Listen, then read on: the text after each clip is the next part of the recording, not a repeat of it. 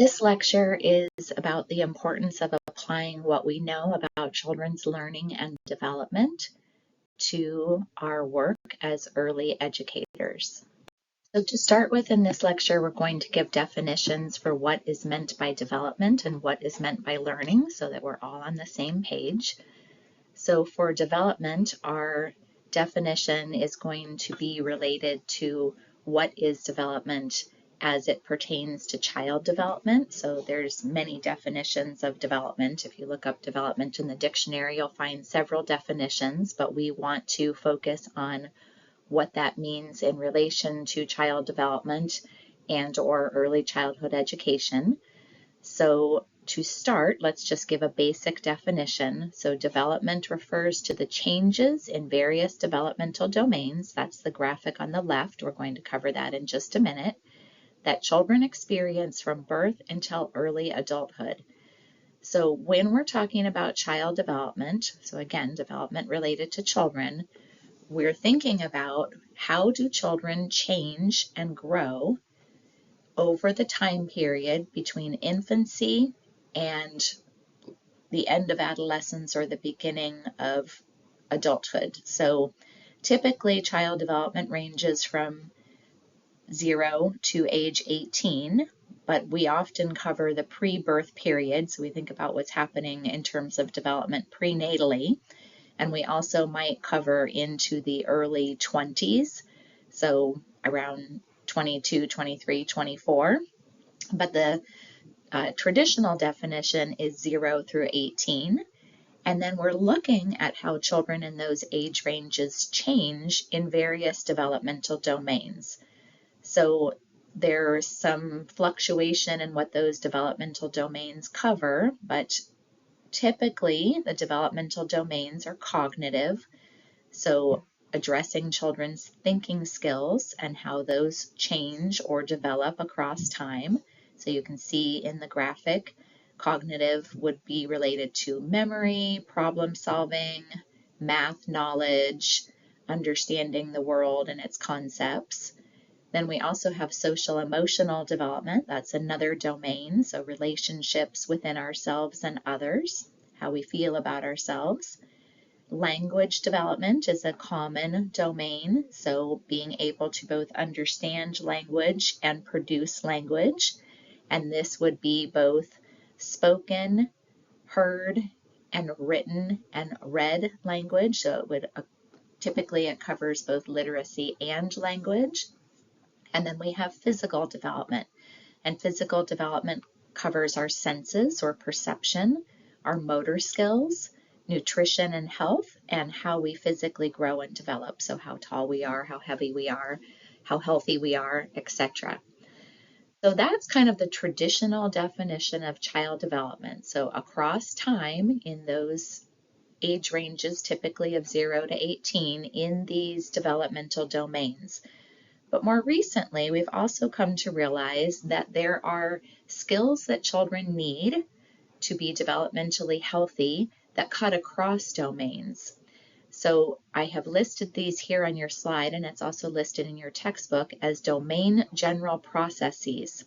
So one is called approaches to learning, and this is getting at things like, are you motivated? Are you interested to learn?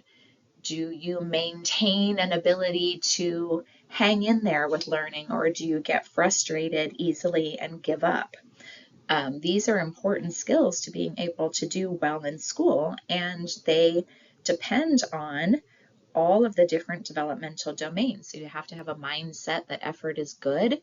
You have to be socially and emotionally confident enough to know that you're capable of doing something. You have to have the language and literacy skills needed to express yourself and understand what's being expressed to you. You have to have the motor skills to be able to do the tasks that are being asked of you in a way that does not lead to you being frustrated.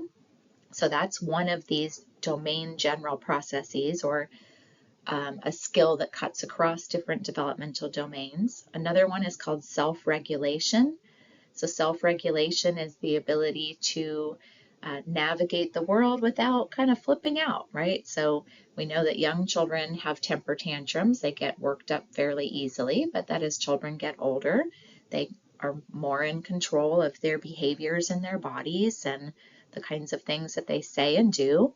And that again is dependent on being able to remember good skills that you've used in the past, being able to employ problem solving and reasoning, knowing how to build relationships with others, having the language skills to be able to speak and say the things that you want to say without screaming or resorting to hitting.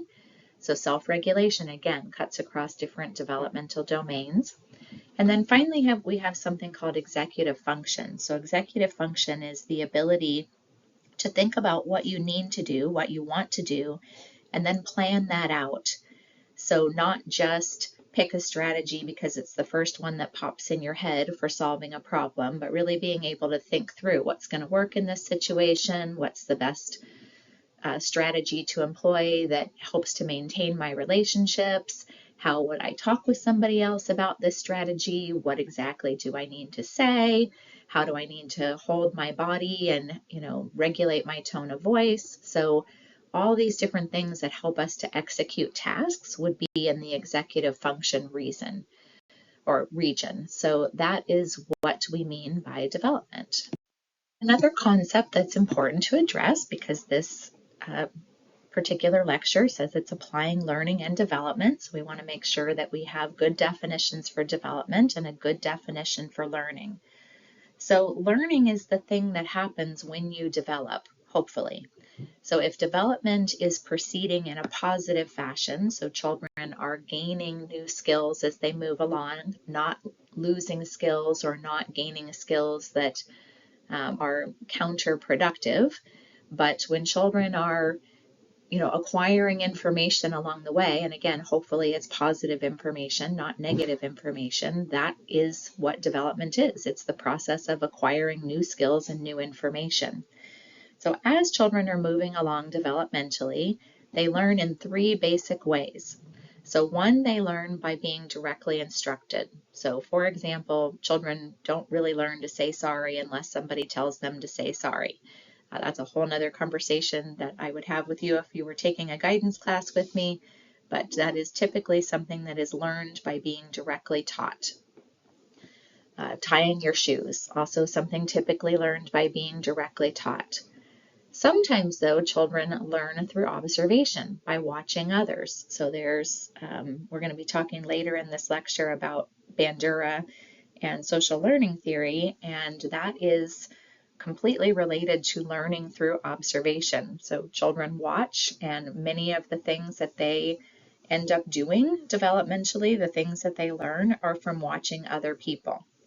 So if your parent, every time they're finished with their meal, they push in their chair, children are watching that, and they are likely to push in their chair after they are finished with their own meal because that's something that they've observationally learned to do. And then finally, the third way, and this is really a primary way that children learn, is through active engagement, by touching things, doing things, interacting with people and objects in the environment. That is the primary means of learning for young children. So active engagement primary, observation also highly coveted and very important for early childhood. Direct instruction a little less important for young children. That's not the primary means through which they learn. It's really more active engagement and observation.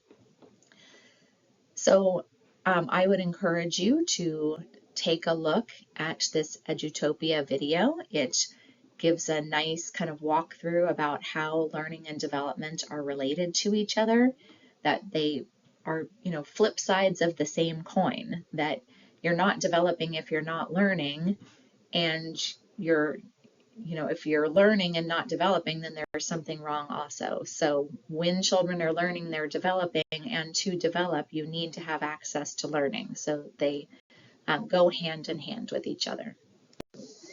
So the next bits of our lecture are really going to be focused on the need to understand children's learning and development, but to understand that through reading current research and paying attention to theories of child development. So theories of child development give us ideas for how development happens, and then research is data that is collected to test the utility of those theories.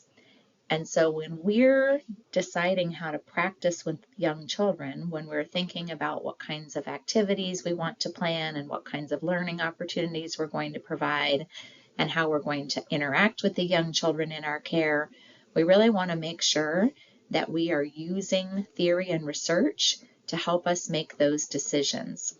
So as it says here on this slide, theory and research help us to understand behavior. So they help us to understand what children are doing at different ages, those developmental milestones, and then we can use that information that is generated through theory and research to make the following decisions about practice. It can help us to plan and implement learning experiences, to set up interesting, engaging, meaningful environments, and to have realistic expectations for children. So, if a 6-year-old is lying, that's what 6-year-olds do. That's a developmental milestone at that age. So interacting with the child in an appropriate way and understanding that that's age behavior will help you to react more appropriately.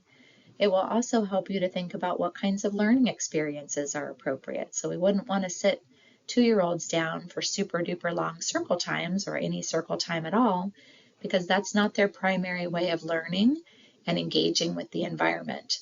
So knowing theory and research about how children best develop and learn is going to help us make the best decisions for our care.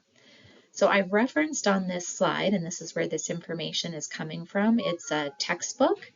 So I'm referencing the first chapter in this textbook, but this is actually an open access textbook, meaning that you can get access to the whole textbook if you're interested in reading more from this particular author. So let's first talk about the importance of research, and then we will talk about the importance of theory. And when we're talking about theory, we'll delve into some theories that are most important ones to child development and early childhood education. But again, let's start with research. So there is a long history of research on young children and children in general. So for over 100 years, people have been researching and collecting data on kids and how they develop. Those developmental milestones that you learn about in classes, as we've talked about before, those are based on research and have driven practice with young children for, again, over 100 years. But we're in a really exciting era because the research that we conducted back in the day on young children, we were kind of dependent on what we could see. So what children said, what facial expressions we could see, did they point at something, did they look at something? And now we have technology that allows us to get into the brain and see what's happening inside children's bodies and brains. And so what we know about young children and their skills and abilities has exploded. And some of the things that we knew from previous research have been confirmed, but some things have been altered a little bit. So one thing that's been altered is we now know being able to do brain scans and fMRI, do way more stuff than we originally gave them credit for, because we just didn't have a way to get inside to what they were thinking. And now we do. Through all this cool neuroscience technology and techniques. So this is a really exciting time to be in child development and early childhood education because we just know so much more than we did before. So I'd really like you to check out this article that I've provided for you on this slide. It gives you a little example of kind of what a neuroscience application to classrooms and how that's helping us in terms of education. I've also provided a couple links for you on Canvas in our module for this week. If you want to check out some other neuroscience findings related to child development and early childhood education, because again, it's just a really exciting time. So once you take a look at the article, there is a little quiz that's embedded in these PowerPoints just to kind of check your understanding.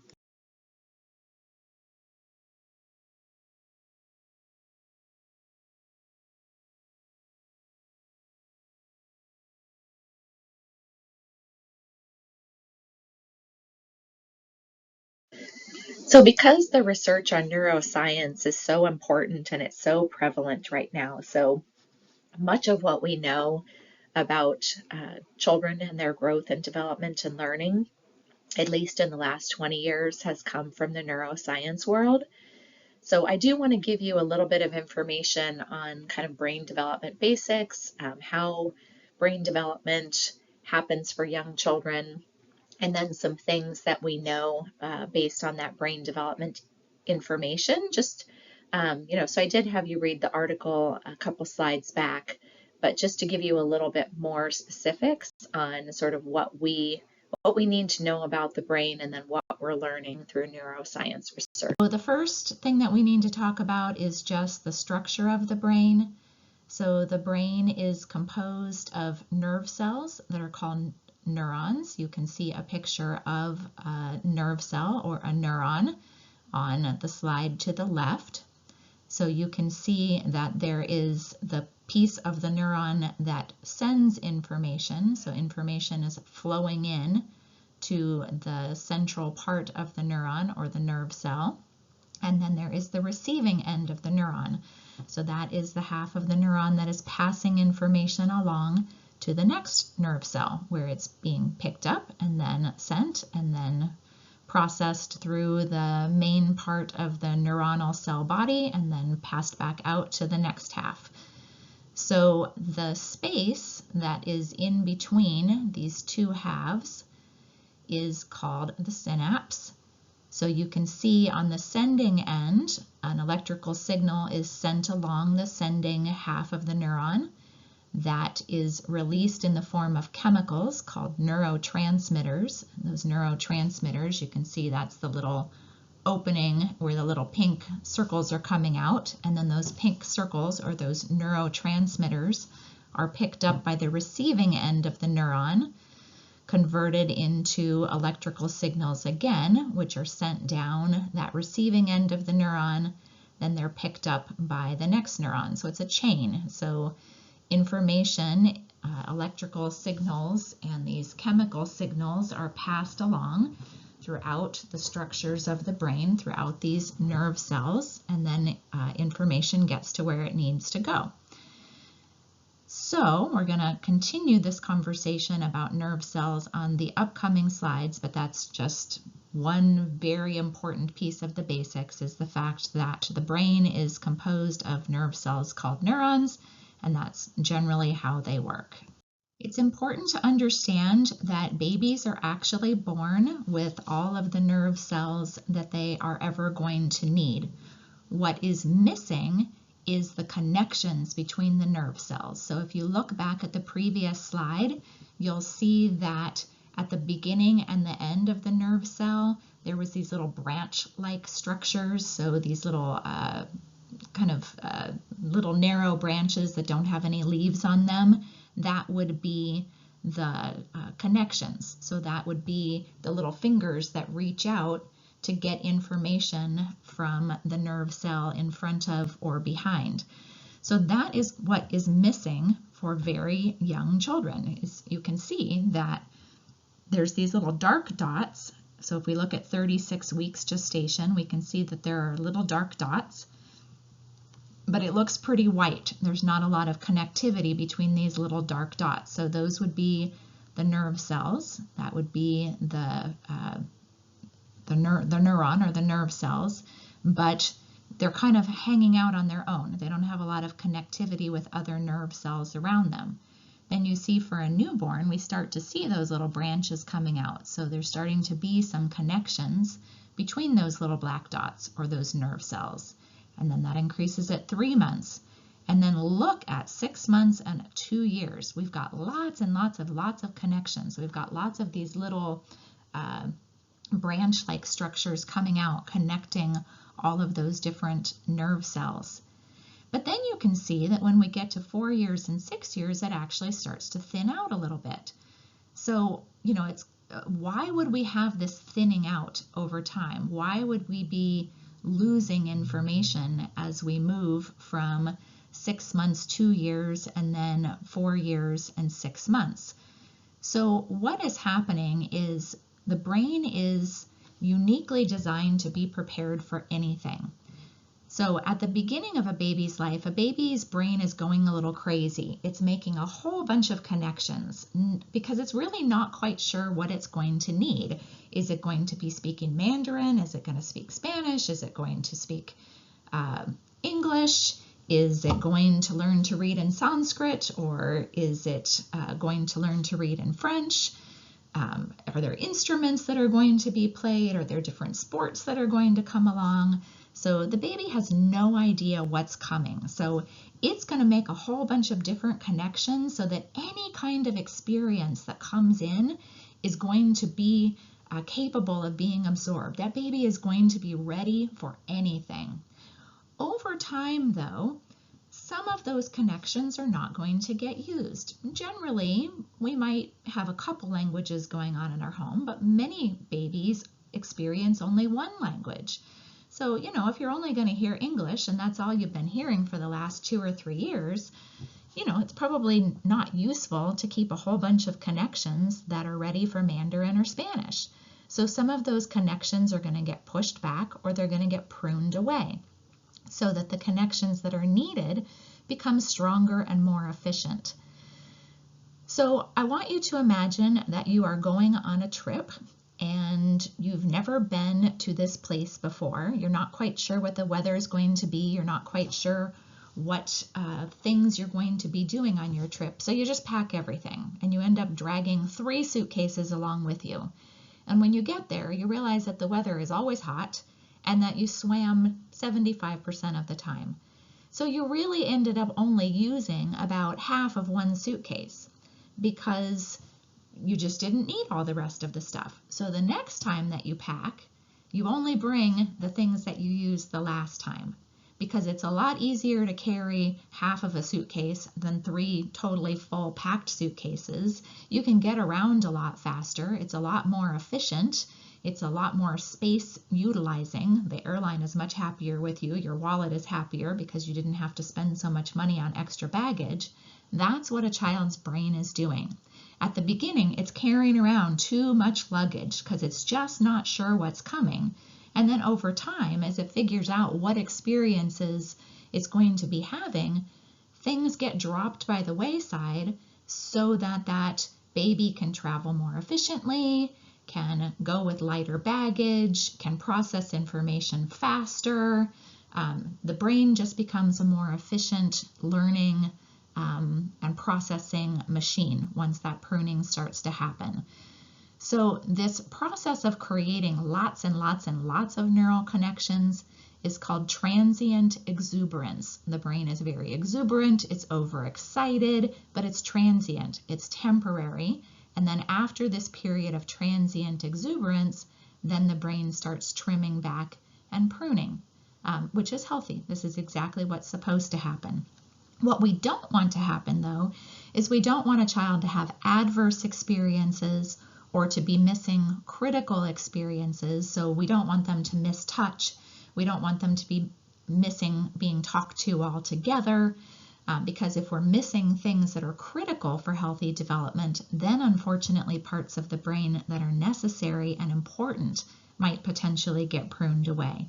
So we want to make sure children get what they need so that the things that need to stay do indeed stay and don't get pruned.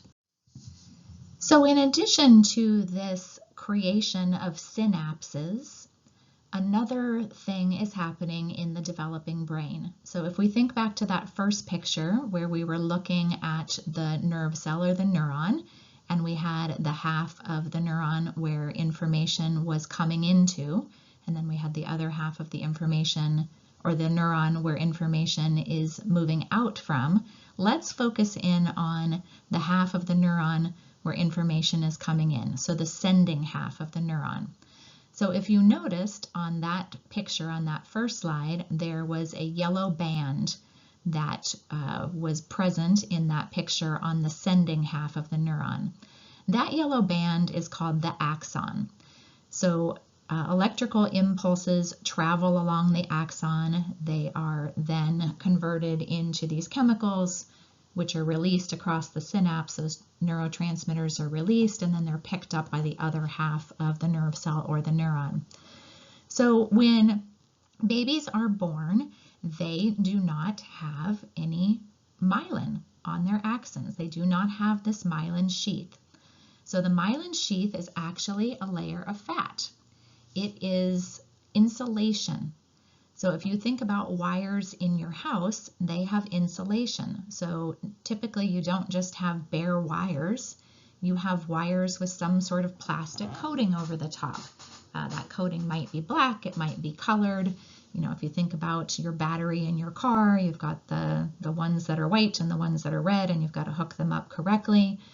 But that insulation is in place to keep those electrical impulses in, to keep them moving along the wires and not getting out into the environment around, not getting on you, not getting on other surfaces as that information is traveling where it needs to go. So in the brain, this myelin sheath functions the same way for axons. It helps electrical impulses get to where they need to go.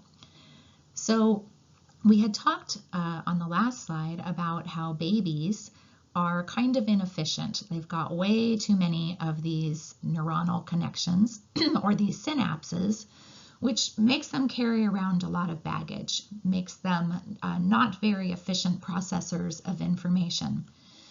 So this lack of myelin sheath is another way that babies are inefficient processors of information. So when these electrical impulses are passing from one neuron to the next, a lot of information is being lost along the way. It's not traveling very quickly. It's not traveling very efficiently. So if you think about a newborn baby and the way that they move their arms and legs, they tend to be very jerky. Their movements tend to be very haphazard, and they move kind of slow. They're not very accurate in their movements. And then by the time a child is, 2, 3, 4, they're moving with much greater precision. Their bodies are moving quickly and efficiently and speedily, and they're able to do many things physically. That's because over the first few years of life, the axons related to motor movement, one, they're being trimmed down, so that process of pruning is happening, but also those axons are getting their myelin sheaths. They're getting that nice fatty coating that helps information to travel along the axon in a speedier and more efficient way. So I would encourage you to watch the video on this slide to make sure that you really understand this process. So we have several things to talk about on this slide. One is the difference between gray matter and white matter. So gray matter is those synapses. So when we were talking on one of the previous slides about synaptogenesis and this process of creating excessive synapses and then those synapses being pruned away, that's related to gray matter. So when we think about the brain and we think about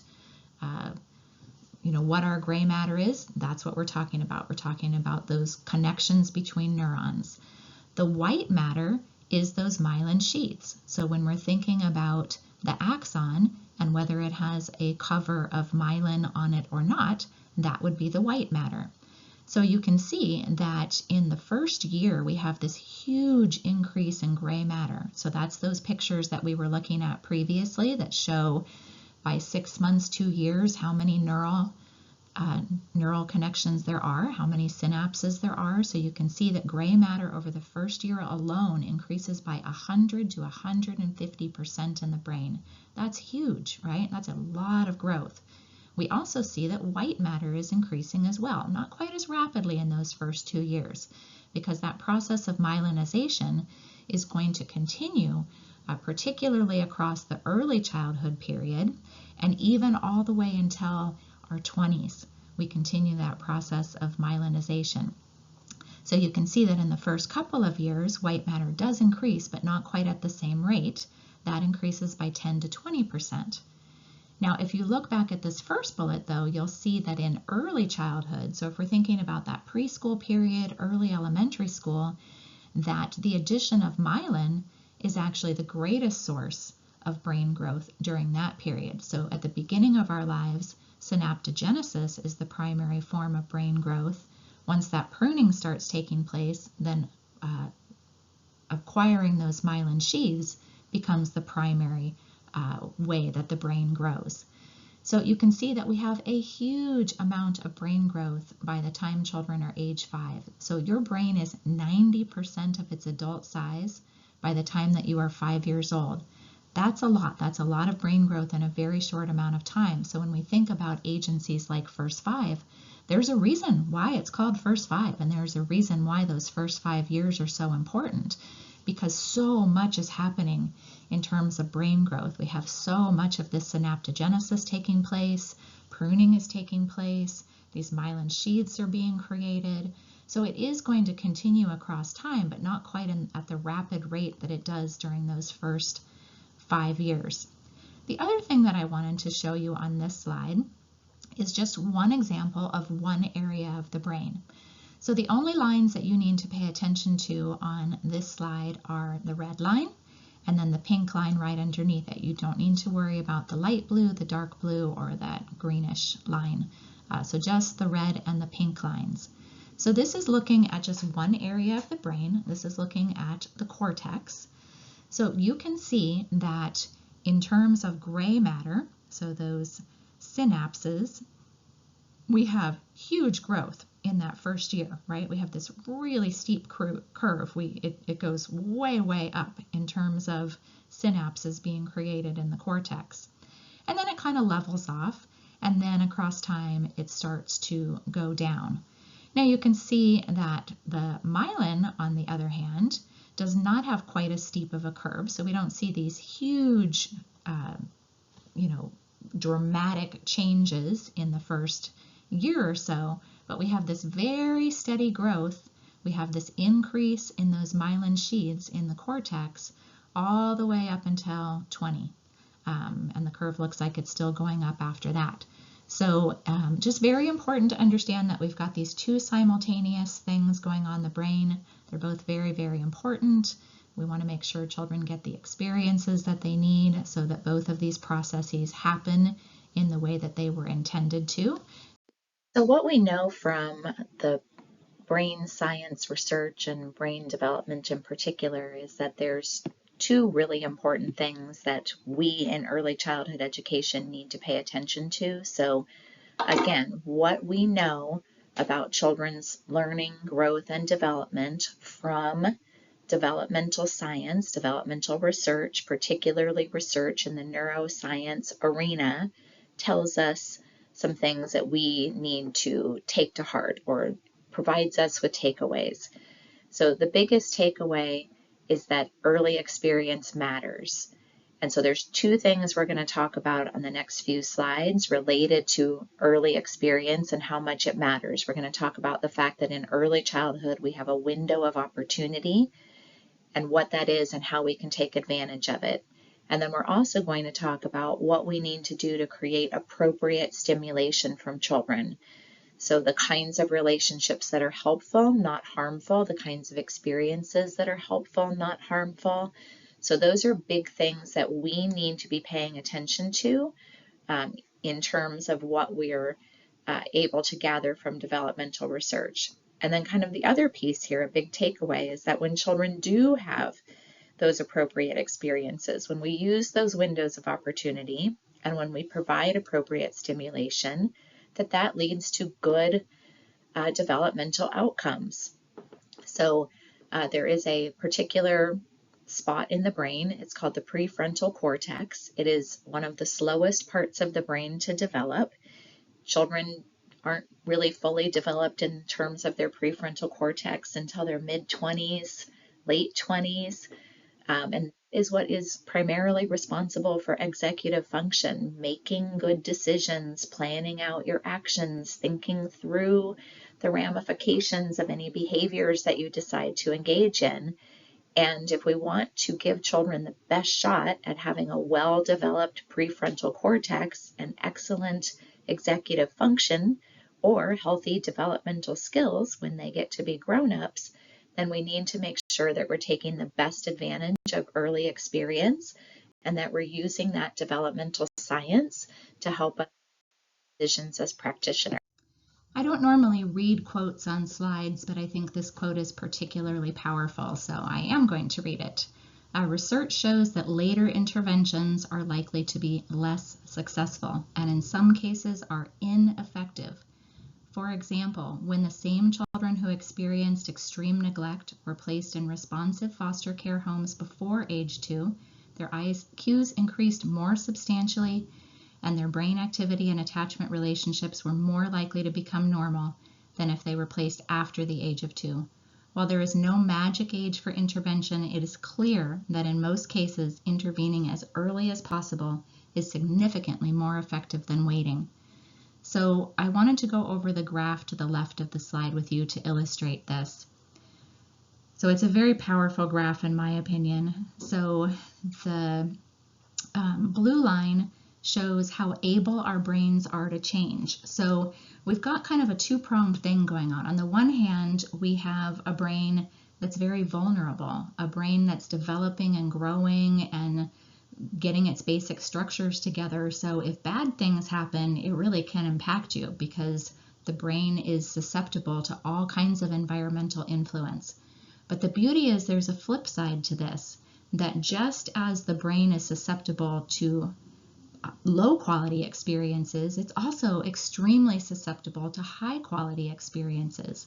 So we have opportunities early in life to do things really well and to do things in a way that sets children on a fabulous developmental trajectory. So just as we've got to watch out for negative stuff happening when kids are little, we also have this golden opportunity to make good stuff happen. So you can see that this blue line is way up high. So when children are 2, their brain is super malleable. It's super able to change, but this goes down over time and it actually has a pretty steep decline between 2 to about 10.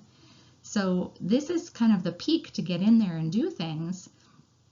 And then our ability for our brain to change just goes down over time. The steep decline is here, and then it's a slow decline across the rest of our life. We also have this opposite thing going on, how much effort change requires. So when kids are little, actually all the way until you're like 20 or so, it really isn't that hard to create change. If you want to learn something new, if you want to fix a brain that's broken, if you want to make good new habits, the time to do that is when you're young, because even though the brain might not be as malleable as it was when you were really little, you don't really have to work all that hard to make change. It's pretty easy. This is why we have schooling from the time children are little until they graduate from high school or go to college, because it's a prime time to be learning. As you get older, once you hit about 30, change requires a lot of effort. So creating new habits, learning new things, changing your opinions about things, it all takes a lot more effort than it did when you were young. So the window of opportunity is here. The window of opportunity is when your brain is still fairly malleable, when it still is fairly easy for you to change. This is when we need to get in there and intervene. So we absolutely, the earlier the better, but as long as we're getting in there at least sometime during the childhood period, it's better than nothing. What we were talking about on the previous slide is a window of opportunity. So it's that space where your brain is malleable, where change is possible still to happen. There's not a lot of effort required to make that change happen. So that space, that kind of ideal time that I was talking about on that previous slide, is referred to as the window of opportunity. So again, you can see that the brain is the most flexible or plastic early in life. So it has the ability to change, it has flexibility, it's not static, it's not stuck. it's malleable, it's changeable earlier in life to be ready for all kinds of things. We talked about that in our neurobiology slides. We talked about how brains are ready for anything. They're ready for any kinds of environments, any kinds of interactions. But as we go across time, those neural connections get pruned away. Much of brain development has already happened. The brain has become more specialized. It's sort of settled into how it does things and what it's supposed to be doing. And the ability to reorganize, readapt, change, create new neural connections becomes slimmer and slimmer over time. So it's really important, again, to get in there early. This is a great video. There's a wonderful gentleman. His name is Pat Levitt. I've heard him speak several times, and he's a child development person who has a heavy neuroscience background, and he talks about these windows of opportunity and when our brains are the most plastic. So on this slide are some examples of what happens when children get appropriate experiences during those windows of opportunity and what might happen if they do not get appropriate experiences during those critical or sensitive periods. So you can see that we have several examples here. So again, if we're looking at rat models, if we look at rat pups who have mothers who are high in nurturance, they seem to do better later on in terms of being able to handle stress. And when their brains are examined, it is clear that they have more cortisol receptors in the hippocampus. So remember, the hippocampus is part of memory, and the cortisol, remember, is a stress hormone. So if you have more receptors in the hippocampus, you have more places for that cortisol to go. So if you get stressed out, the cortisol isn't just banging around in there damaging your brain. It gets uptaken by these receptors, and it's not doing any damage to you. So we know that nurturance can help with that. The contrary, when rat pups have low nurturing mothers, and also we know from human models when children have been abused, they have low levels of hippocampus cortisol receptors, and they are unfortunately prone to anxiety and depression later in life. So we know that from both rat pups and children, research in both of those areas. So another study, I don't know how many of you have ever seen the still face experiment. So you can see here at the picture on the right that when children and mothers, typically mothers, are brought into a lab experiment, and the mother is asked to just make her face go still, and babies are extremely distressed by this experience. Luckily, it does not last very long, and the mother quickly resumes being a warm, nurturing, positive caregiver, but children are quite distressed in the interim while they're waiting for mom to check back in with them again.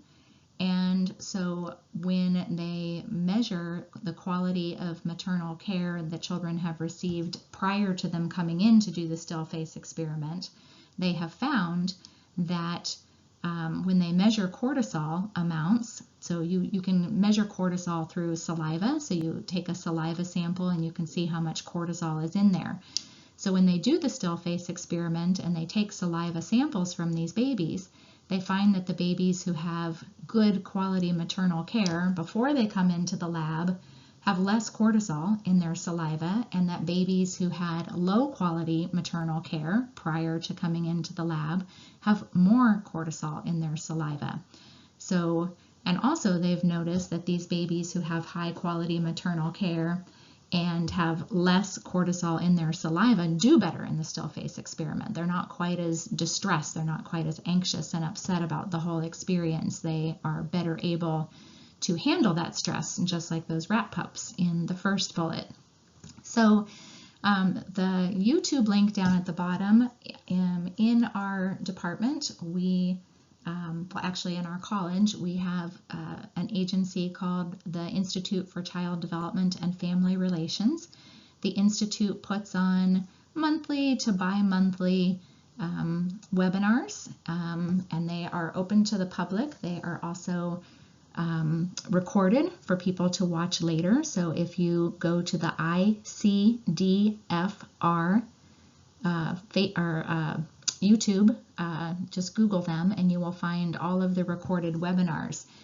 This webinar is by one of my fellow faculty members. Her name is Leslie Amadeo, and she gave a talk on kind of what's going on in babies' brains and presented some of this kind of research. So this would be a good one for you to watch and get more information. When we're creating a secure attachment with a child, that there are two primary functions that we have as an attachment figure. One of those is to be a secure base, the other is to be a safe haven. So a secure base is that person that you can always come back to when times get tough, right? So even as an adult, I live out on my own, I do my own thing, but when times really get tough, I call my mom and my dad because I know that they're my secure base, that they are supporting my adult life and my exploration, and they're delighting in the adult things that I do, but they're always there to help me if I happen to need them. They're always somebody that I can come back to.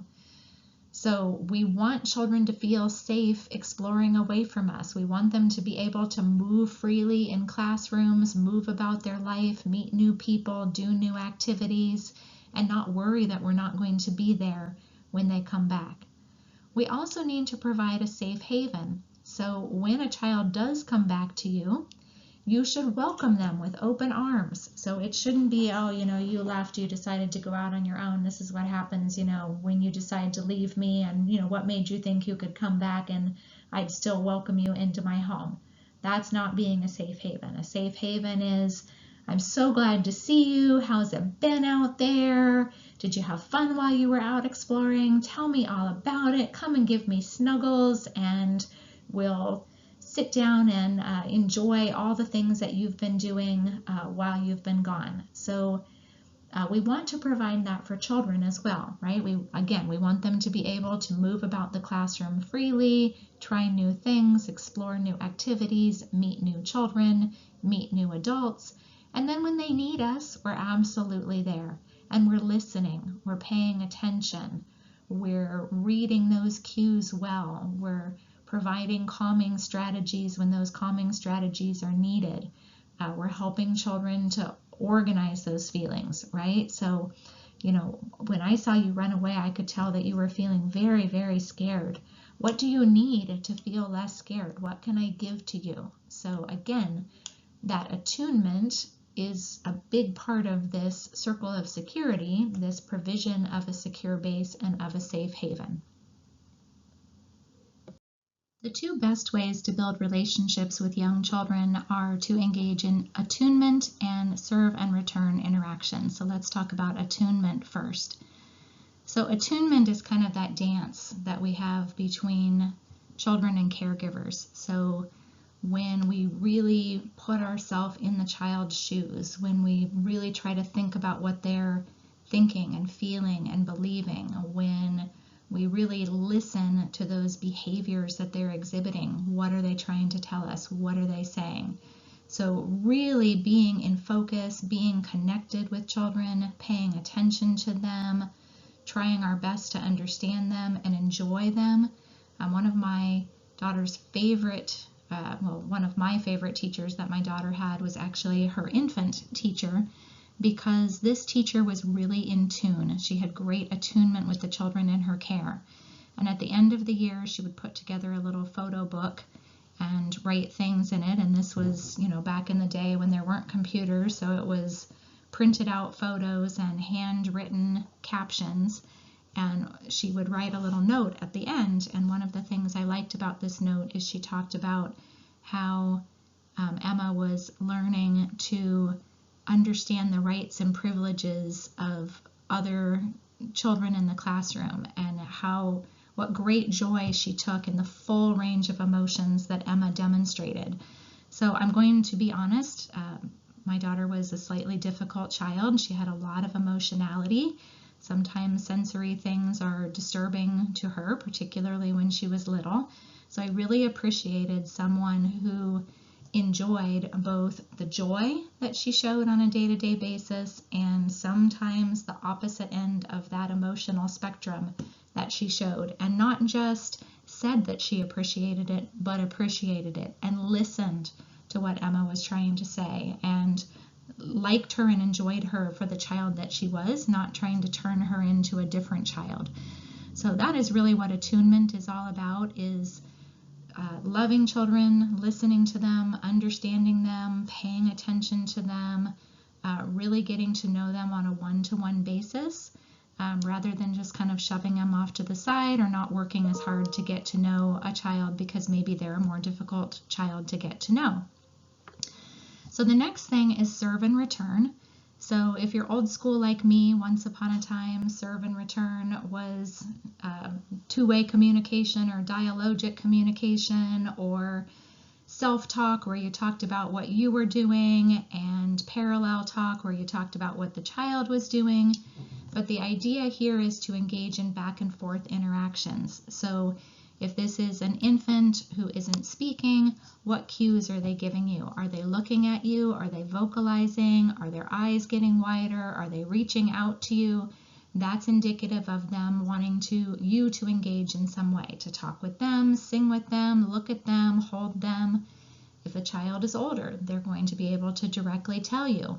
Maybe they'll turn your head towards them. Maybe they ask you. Maybe they say, teacher, teacher, whatever it is. So that back and forth kind of engagement. So you do something, then I do something. You do something, then I do something.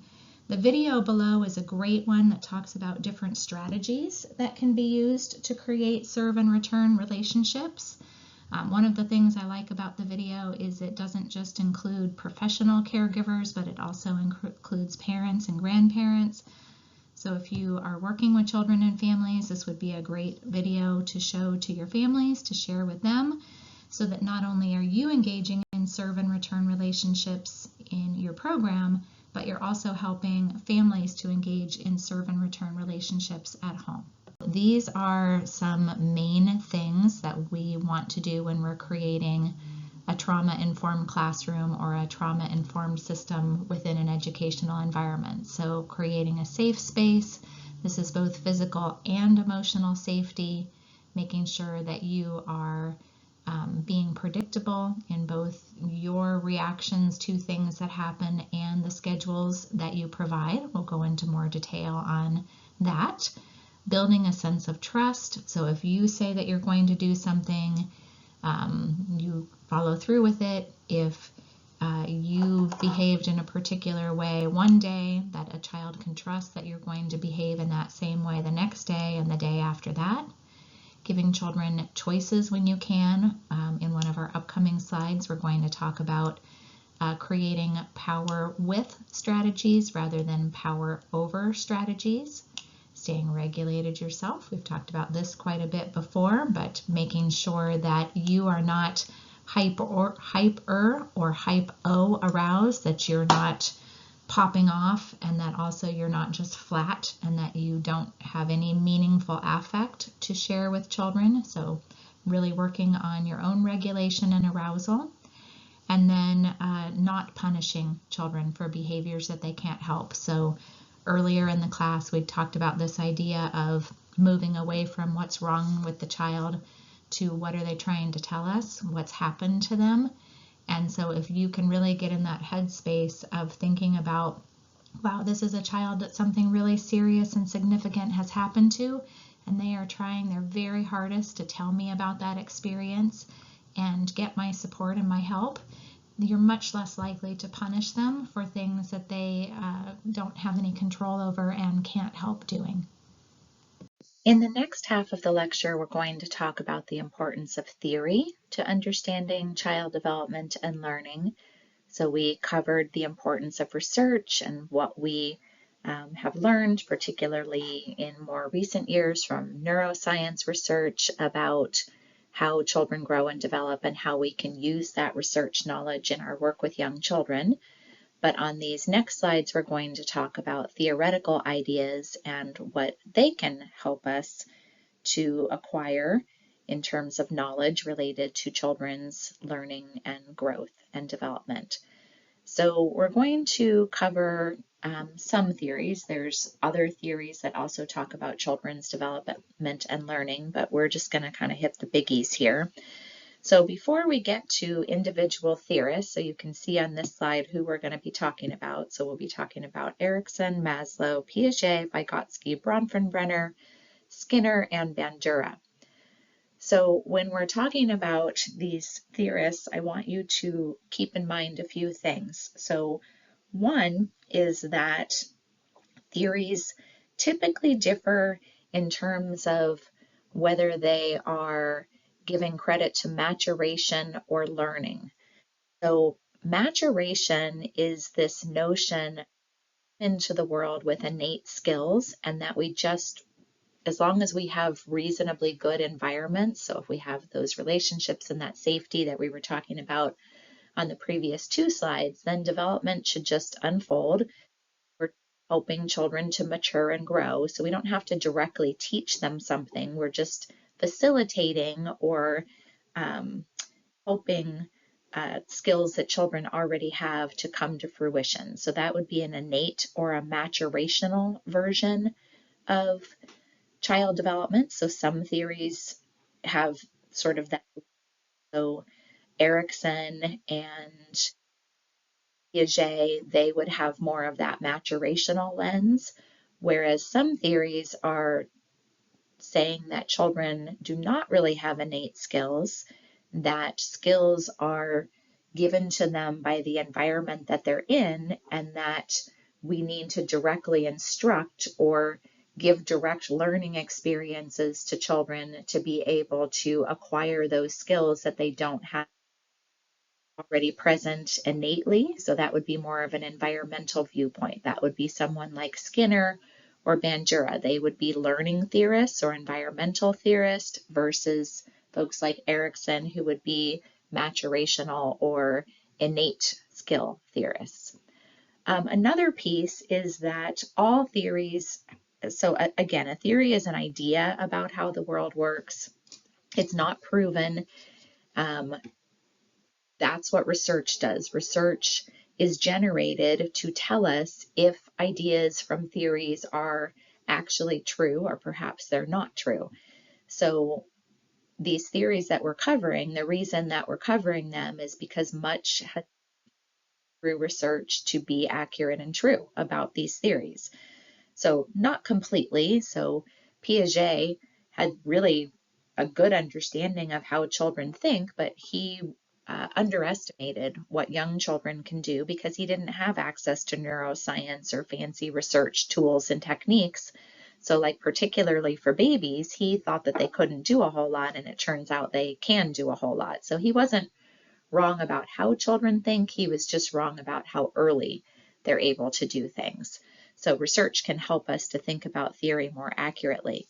But theory is important because it gives us a guiding principle. It gives us a way to think about children's learning that often is supported by research, but it is always important for us to pay attention to the relevance of theories, to look at research on them. It's also important for us to think about how they apply culturally. Do they apply across all cultures? Are they relevant with all populations of people? So in a few slides, so after we cover these different theories, I pulled a table from your book. So it is, I can't remember what slide down it is, probably like 27 or 28. It is a table from your book that gives you a summary of each one of these theories that we're talking about, and then walk through what are the strengths and weaknesses of each of those theories and how culturally relevant are they. So I would encourage you to take a look at that when you get further down, but in the meantime, we're going to these different theorists. First up on our list of theories or theorists is Erikson. So Erikson was a maturationist. So he believed that children's skills are innate and that as adults, we are facilitating children's development, not directly creating an environment that provides children with skills that they don't have innately. So this is not an environmental view. This is an innate or a maturationist view. So Erikson was a stage theorist. He thought that at different ages, children had different developmental challenges that they need to navigate, and that the way in which those challenges are navigated is dictated by the environment that they have access to, primarily the humans that they have access to. So, for example, when babies are between 0 to 18 months, they're in the stage of trust versus mistrust. So they have an innate desire to figure out how the world works in terms of, can it be trusted, or is it something that I should not place a whole lot of trust in? So the way in which adults can help facilitate navigating this developmental challenge is by how they treat and respond to babies. So if adults are trustworthy and they hug babies when they need to be hugged, and they feed them when they're hungry, and they play with them when they want to play, then babies are going to feel like the world is a trustworthy, wonderful place to be in, versus if the adults that are caring for babies don't pick them up when they're crying, are inconsistent in their responses to them, get frustrated when they want to play, then babies are going to see the world as not a very good place and are going to become mistrustful. So another really important piece of Erikson is that how we navigate these challenges at each age, going to navigate the challenges at the next stage, and how we're going to turn developmentally. So if you come out of infancy and you see the world as a wonderful, fabulous place that you can trust and rely on, you're going to feel confident in yourself and in your capability as a human that deserves to be loved.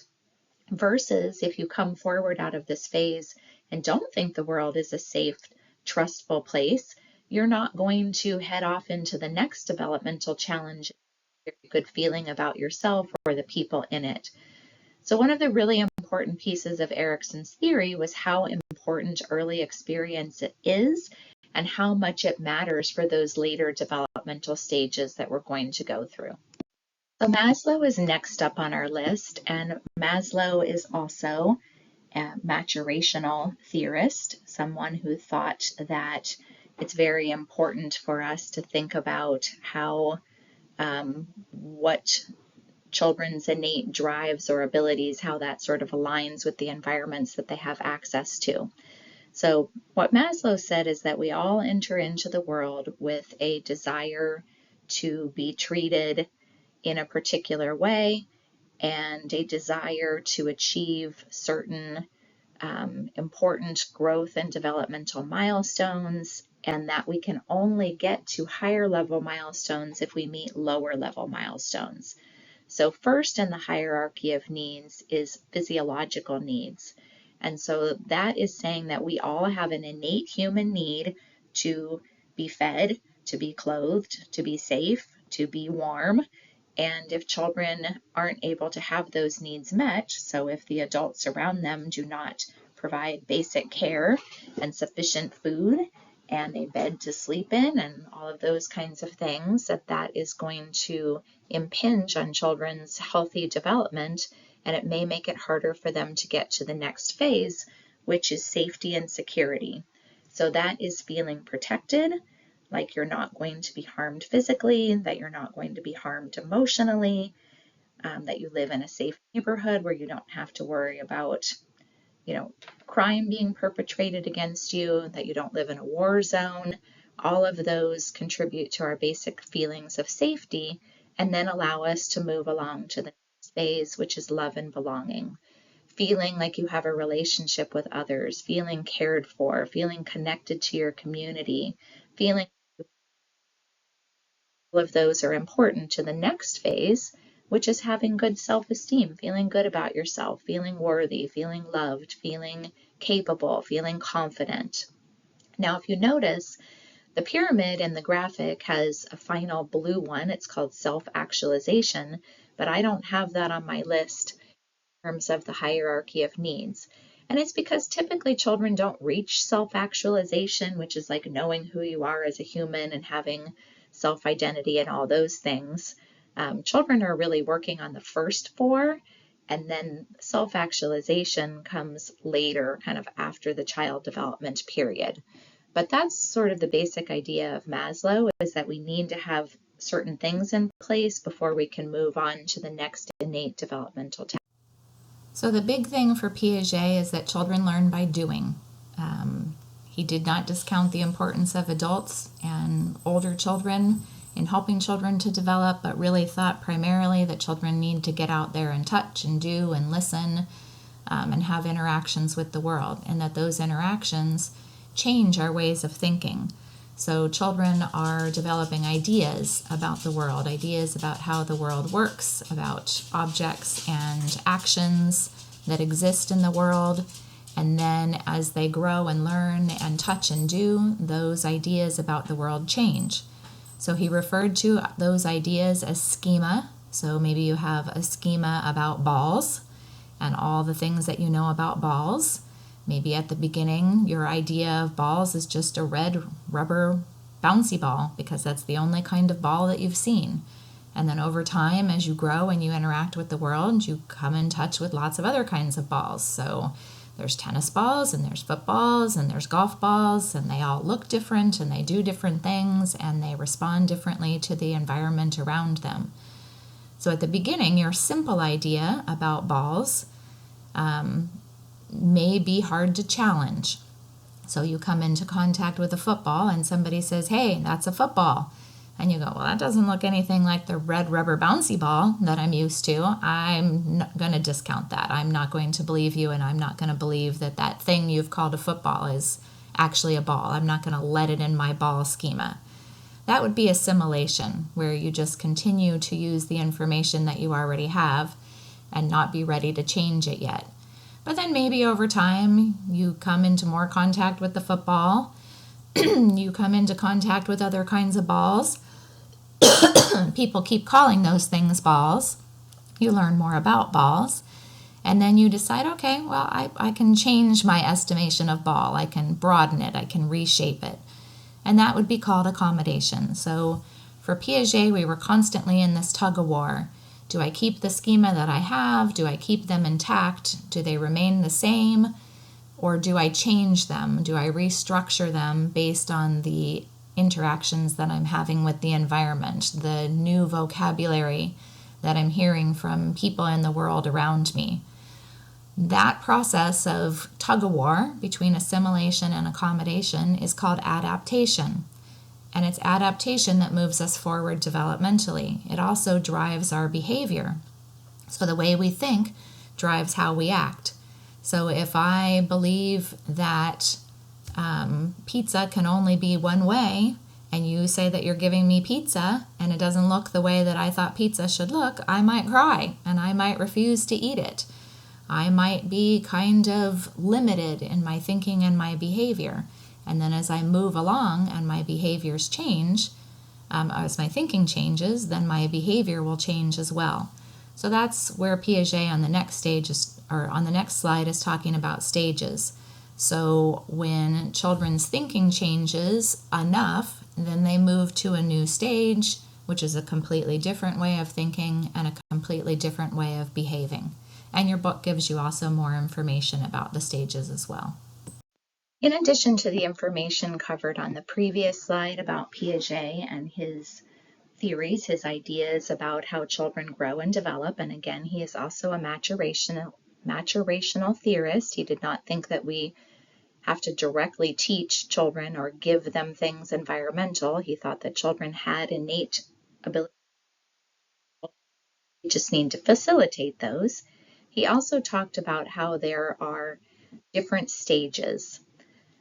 So really what I want you to understand is not each stage specifically, but that children have different thinking abilities at different times in their lives, and that those thinking abilities are not just how children think about the world, but how they think about the world also dictates how they behave. So children cannot behave differently than they can think. So this is why preschoolers often seem very illogical in their behavior. It's because they don't think completely logically. So it's hard for them to exercise logic in their day-to-day life and their behaviors. They can't do anything other than they can think. So that's really the primary thing I want you to understand from this particular slide. Vygotsky's primary contribution to developmental theory is his focus on sociocultural context.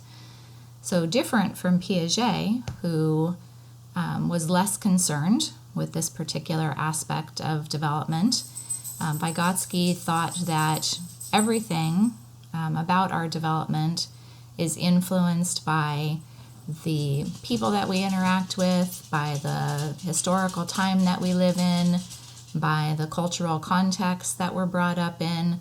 So that's why he wasn't a stage theorist. He made no assumptions that development proceeds on a universal schedule, like Piaget thought. So instead, for Vygotsky, development can look completely different for every person because of the interactions that they have, the cultural context that they live in. Another piece of Vygotsky that was important is this idea of scaffolding in the zone of proximal development. So this idea is that we're taught that our development comes from the teachings that we gather from outside of ourselves, from peers, from older siblings, from grown-ups, from the culture that we live in.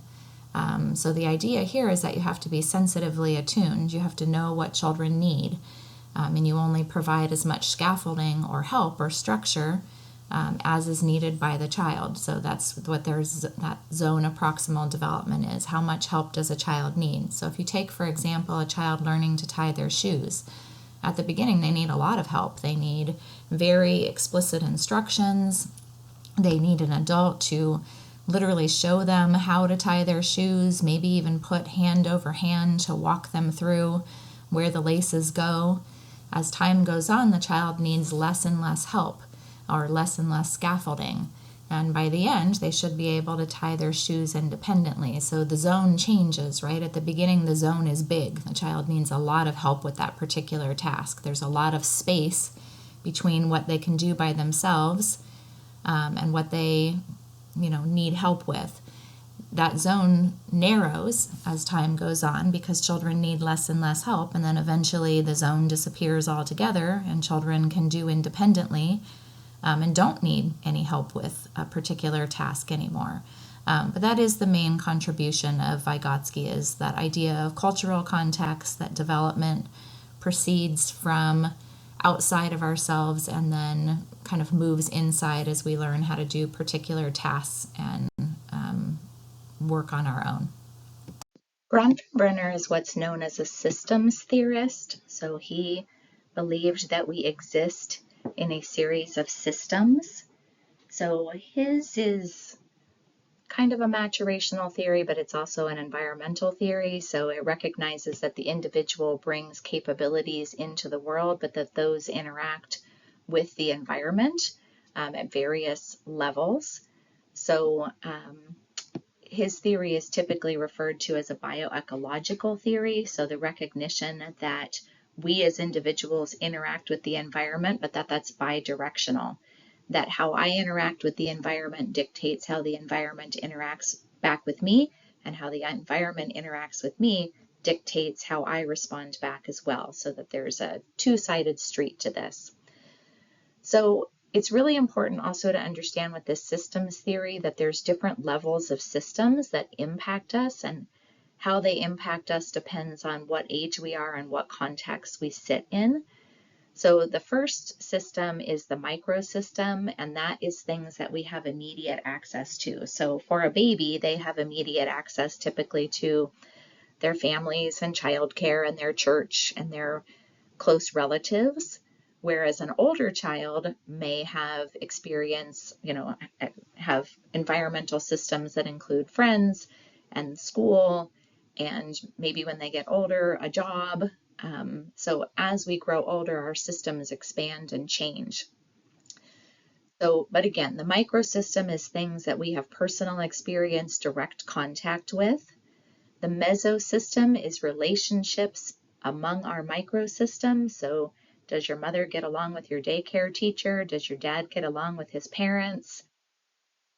Are you friends with the folks in the neighborhood? So those relationships among people in your microsystem also impact you.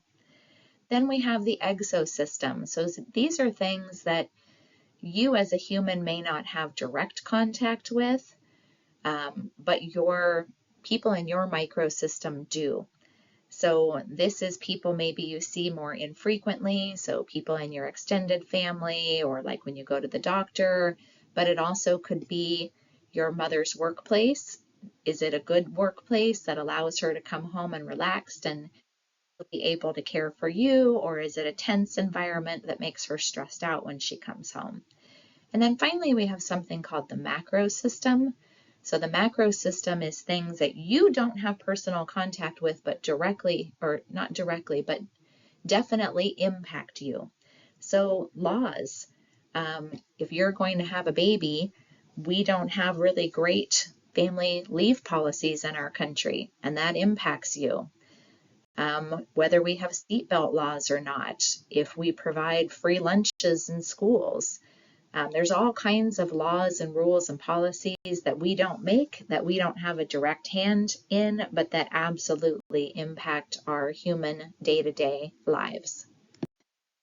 Next up is to talk about learning or behaviorist or environmental theories. So the theories we've been discussing previously in this lecture are more maturational theories, more related to children's innate understanding of the world. And on the next few slides, we're going to be talking about theories that do not suppose that children have innate abilities. They believe that abilities are generated by the environment. So this is going back to one of our earlier lectures in this semester where we talked about tabula rasa. So when we talked about Locke's idea of a blank slate, that children come into the world without any innate skills and that they're just waiting to be filled up by the environment. So one of these learning or environmental theorists is Skinner. And so Skinner had ideas about how children learn and grow, and he thought that that was completely due to environmental experiences that they have, that children engage with the world, and then there is a consequence of that behavior, and depending on what that consequence is, that's what children learn going forward. So let's start by talking about reinforcement and punishment. So we're going to be using the graphic on the right side of the slide to talk about how these consequences of the experience work. So reinforcement is something that either maintains or increases a behavior. So if you like something that a child is doing and you want to keep them doing that, or if you'd like a child to be doing more of something or do something that they haven't previously been doing, then you can use reinforcement. If you want a child to stop doing something or decrease a behavior that they're doing, then you would incorporate punishment as a consequence. So let's talk about how reinforcement and punishment work in actuality. And that's where we get to these pluses and minuses on the graphic. So let's talk about reinforcement first and talk about what the pluses and minuses mean. So again, reinforcement is when I want to increase or maintain a behavior or have a child start a behavior that they weren't previously doing. So I can either add something to the environment to get that to happen, or I can take something away from the environment to get that to happen. So that's the plus and minuses. So if I add something to the environment to get a child to do a behavior, that is positive reinforcement. If I take something away from the environment to get children to maintain or increase a behavior, that's negative reinforcement. So an example of positive reinforcement is if a child cleans up their room faster than they did the day before, or does more of the cleaning than they did the day before, then I can add something to the environment. I can give them praise, I can give them a sticker, I can incorporate something that hopefully continues that behavior. To use negative reinforcement, so taking something away to help a child to do something that I want them to do. Let's say I want them to clean their room, but it's really messy. Let's say there's a lot of toys out, and I know that that will be overwhelming for the child. So I can say, if you go in there and clean up your room, you don't have to do all of it. I'll do some of it for you. So I'm going to take away some of the task in the hopes that I will get them to clean what's left in their room. Now, if I want a child to stop doing something or decrease something that they're doing, then I can also use positive and negative. So that would be positive and negative punishment. So let's say I want a child to stop hitting. So if I want them to stop hitting, I can, add something into the environment that would be unpleasant, like having to, add on an extra chore, or, we don't want to do this, but I'm just going to use this as an example. If I say something unfriendly or I use a harsh tone, I'm adding in a harsh tone in the hopes to get the child to stop doing something. Some people use corporal punishment. They spank children. There is no data to show that spanking is effective. And again, I'm happy to, a different lecture, different class, but I'm happy to talk about that with anyone who wants to talk about it. But that would be adding something into the environment to get a child to stop doing something. I can also take things away from the environment to get children to stop. So if a child is misusing a toy, I can take the toy away from them. I can have them not play with that toy until they're able to play with it in the way that I want them to. So Skinner, it was all about manipulating environmental constraints. And adults use this a lot. It's a very useful tool when it's used correctly. It's particularly useful for children with disabilities. It can also be useful for very young children who have more minimal language skills. As long as it's used appropriately, then it has a great amount of utility.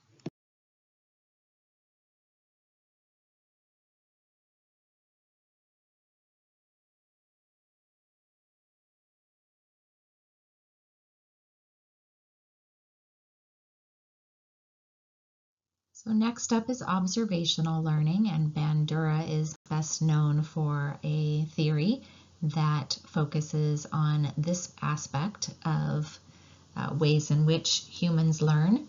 So Bandura talked about cognitive social learning theory.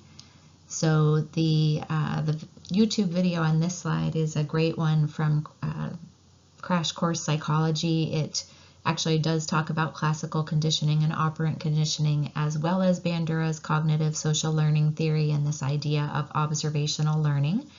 But in terms of Bandura specifically, Bandura added a cognitive dimension. So it's not just us responding to things in the environment, there's also this thinking piece. So how I respond to things in the environment depends on what I think about them and how I process information that's coming in through this sort of cognitive process. So our beliefs about something impact our behavior as much as our direct experience. So to back up to operant conditioning for a minute, let's say that you want to give me a sticker every time I do something good, and I don't really like stickers. So if I don't believe stickers are important, it doesn't really matter if you give me stickers. And if you're going to take away time on the playground as a punishment, and I would prefer not to be on the playground, I'd prefer to be hanging out with you anyway, then my beliefs about the importance of recess are going to interfere with the powerfulness of that consequence that you've provided. So recognizing that there's this cognitive dimension.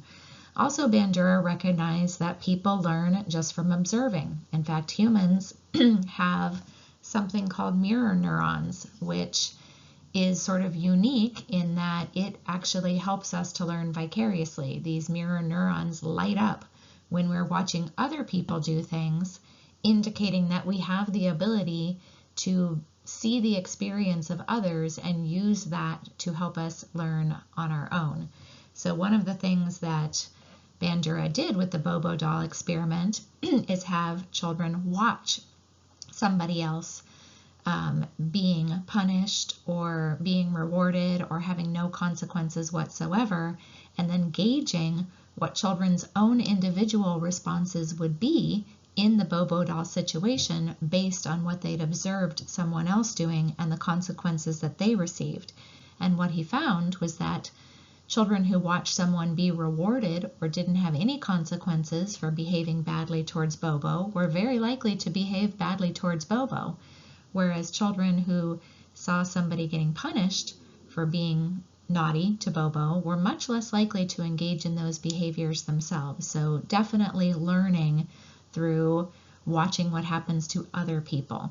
So in this sense, Bandura was also very interested in the things in the last bullet. So mimicry, mimicry is when you just somebody smiles and you smile without consciously knowing that you're smiling. If you see somebody else yawn, then you yawn even though you're not conscious of it. Imitation, where you like what somebody is doing and you imitate it, right? So I go to dance class and I see the instructor doing a particular dance move and I try to do the same dance move. And then emulation, where I really like that person.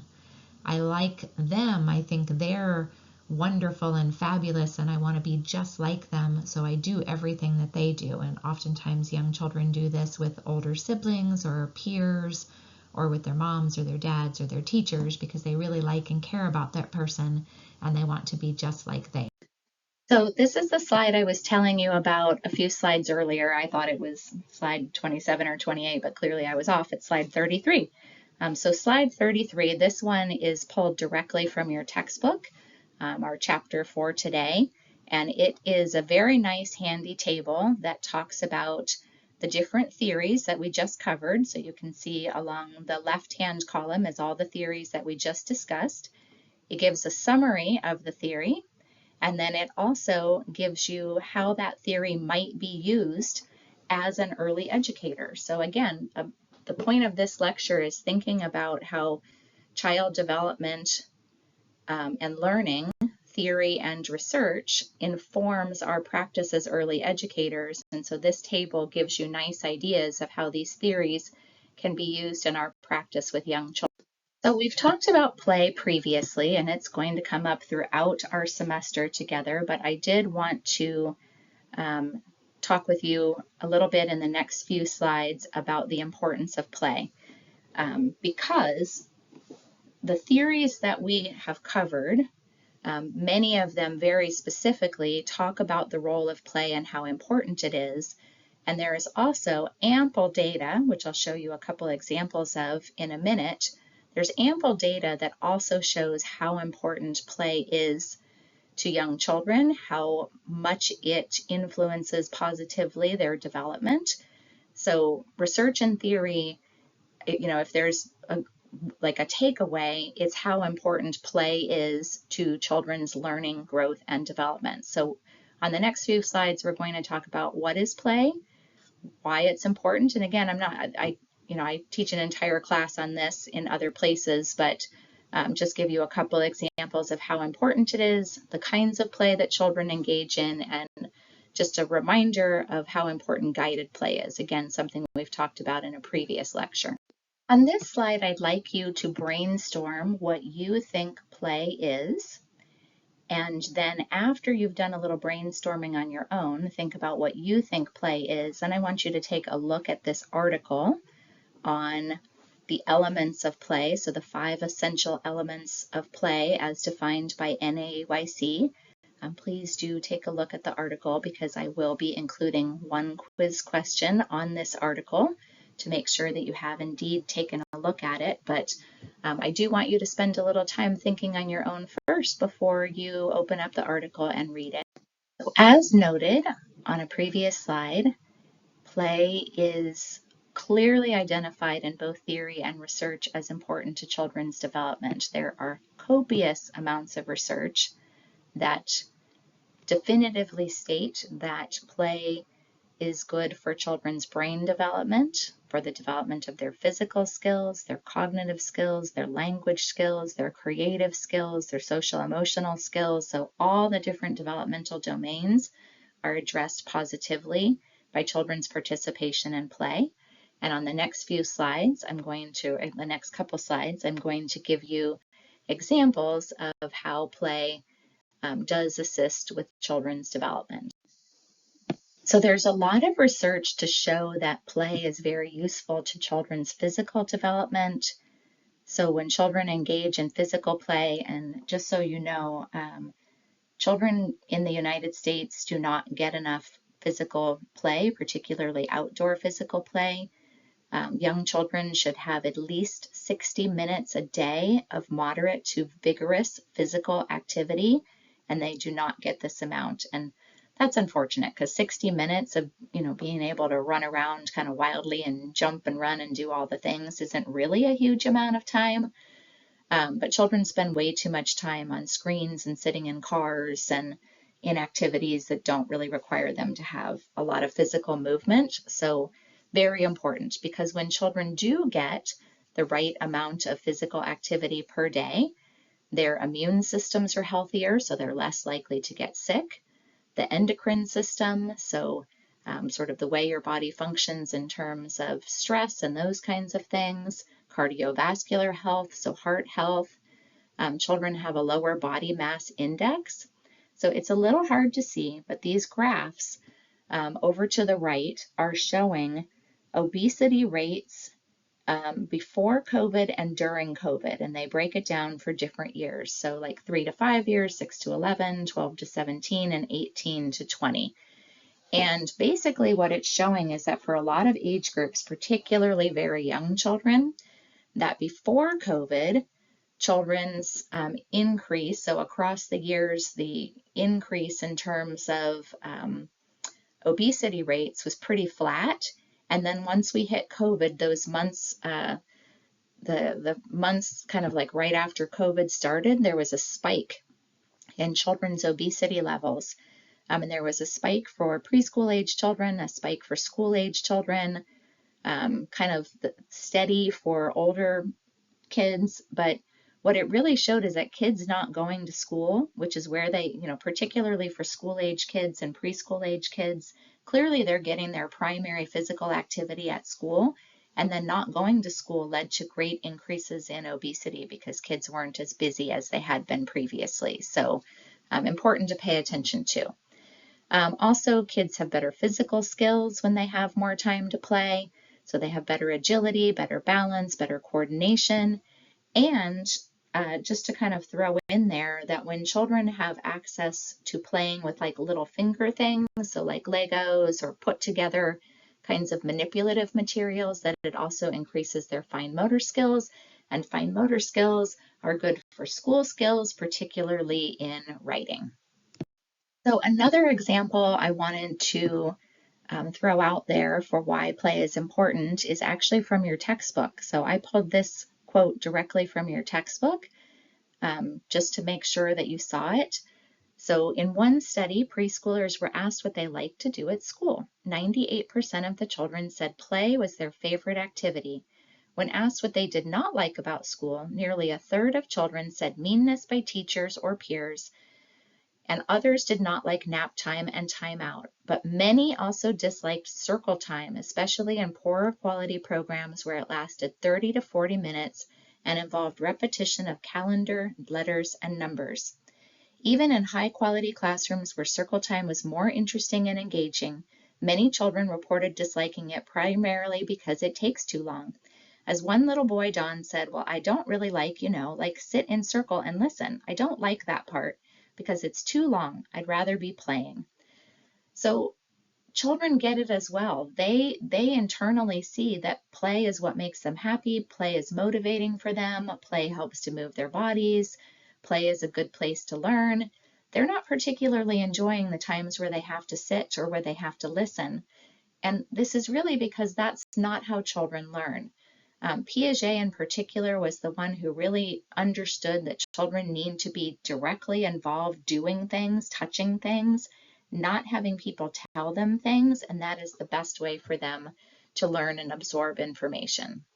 On the next two slides, I want to talk briefly about types of play that children can be involved in. So again, this is research-based. This comes from different researchers and theorists in the field. So different types of social play were developed by Mildred Parton from her understandings and observations of children. And she noticed that children engage in different types of play socially with others. So sometimes children are just playing on their own. That's okay. Young children in particular, and even older children play by themselves. But we also want children to have the ability to interact with others in their play.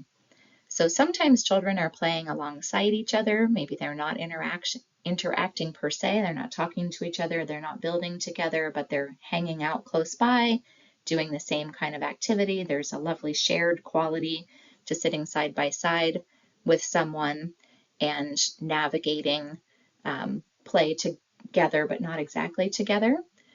Sometimes children engage in associative play. So they are playing a little bit with each other, like, hey, can I use that block? Are you done with that Play-Doh tool? So they're not working in cooperation with each other, but they're definitely interacting with each other in the play, so a little bit more than parallel play. And then the highest level would be cooperative, where children are doing something together, that the play they're engaged in depends on each other. So if they're in the housekeeping area and one person is pretending to be a baby and the other is pretending to be a family member who's caring for the baby, that play depends on both children doing their parts. Or as you can see in the little graphic, playing a game like Chutes and Ladders together, where everybody has to play in cooperation to make the game work. It's not listed on the text, but it is indicated on the graphic. There is unoccupied and there is also onlooker. So unoccupied is not doing anything, and onlooker is watching other children play. But those are not instances where children are playing even by themselves. So that's why they're not on my list of types of social play, even though they were identified by Mildred Parton. Children can also engage in play with objects. So play with objects was conceptualized by Piaget because he was very interested in what children do with objects in their environment. So he identified 4 kinds of object play that children can be engaged in. One is sensory, motor, or functional. So sensory motor play is when children are either using their senses or they're using their motor skills. So they're pushing and pulling, they're filling and dumping, they're looking at something, they're touching something, they're smelling something, they're listening to how something makes a sound. So it would be a baby waving a rattle and listening to it make the rattle sound and using their motor skills to wave it. The next one is constructive. So that is when children are building things with materials. So the little girl in the picture is engaged in constructive play, where she is building something with the blocks. She's building some sort of tower structure. There is dramatic. This is when children are pretending that objects in their environment are something real. So pretending that one of those blocks is a telephone, or pretending that they are sweeping with a broom, even if they're not actually holding anything. So using their dramatic representational skills to engage in play either with others or by themselves, dramatic play. And then finally, he thought the most sophisticated for older children was games with rules, like Mother May I, or playing in a soccer game, or playing a board game where the players all have to work in conjunction together, and they also have to follow particular rules to make the play be effective. So we've talked about this before, but I just want a reminder that it's great for children to play with or without adult intervention, but we really can facilitate children's play and get the most out of it developmentally when adults are near children playing and they're engaging in guided play with them. So this is where an adult might be sitting with the play, and when it's appropriate, you make a comment, you introduce a new material, you ask a question. So we're not taking over the play, we're not directly instructing the child, but we're just there as a guide and a facilitator to maximize what children are doing with their own child-initiated play. So you can see here on the left of this slide that when adults are sensitive in their interactions, they're attuned, so they're not taking over, but they're knowing exactly the right moment to jump in. Then children play longer. They have higher levels of social and cognitive or object play. They engage in more reading and writing, and they have better attachment with their caregivers. Guided play also advances cognitive skills like language and reading, and social skills like emotion regulation. And direct instruction, not such positive outcomes, so it can teach children specific skills, but it tends to hinder creativity and problem solving. And we also talked about previously that it can interfere with children's liking of school, their motivation, and some important social emotional developmental outcomes. So I'd just like to wrap up this lecture by saying that towards the end of your chapter, your book reminds us that NAAYC's developmentally appropriate practice guidelines has information in there that is related to what we've been talking about in this lecture. So in that document, we went through that there were principles of child development, and those principles were really about how children learn and develop and grow. Those things that we've been talking about in this lecture that are informed by theory and research. So we can use those principles as a companion to theory and research to think about how we might best like to interact with children and sort of what it tells us about them that informs our practical work. So again, I pulled something from your textbook. So there's a table on the last slide of this lecture that is related to these principles of child development in the NAAYC DAP guidelines. So I've included those for you here as well. So I know this is tiny, but it is in your book. So this is what I was talking about on the previous slide. So this is thinking about what those principles of development and learning are. Guidelines book. It talks about how we can use those principles in practice, and then it also gives you an example of how you might do so.